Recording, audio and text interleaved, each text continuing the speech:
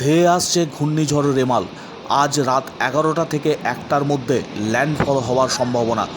বাংলাদেশ এবং সাগরদ্বীপের মধ্যবর্তী অংশে এই ল্যান্ডফল হতে পারে এমনটাই জানা যাচ্ছে হাওয়া অফিসের তরফ থেকে।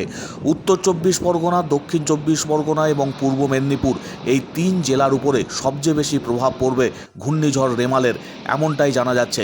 স্বাভাবিকভাবেই সমুদ্র সৈকতে পর্যটকদের সতর্ক করা হয়েছে ইতিমধ্যেই। দীঘায় শুরু হয়েছে তীব্র জলোচ্ছ্বাস।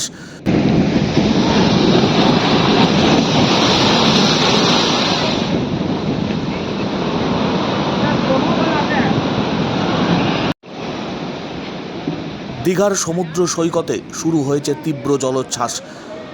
স্বাভাবিকভাবেই জেলা প্রশাসনের তরফ থেকে আগাম সতর্কতা অবলম্বন করা হয়েছে।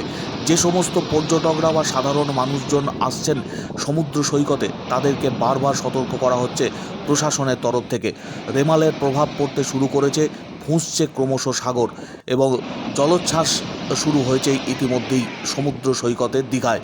পূর্ব মেদিনীপুর, উত্তর 24 পরগনা, দক্ষিণ 24 পরগনা ছাড়াও পার্শ্ববর্তী দক্ষিণবঙ্গের একাধিক জেলায় সতর্কতা অবলম্বন করা হয়েছে।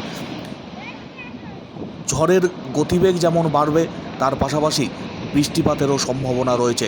ঘূর্ণিঝড় রেমালের প্রভাবে ফুঁসতে শুরু করেছে সাগর ইতিমধ্যেই। দীঘার সমুদ্র সৈকতে ক্রমশ তীব্র হচ্ছে জলোচ্ছ্বাস।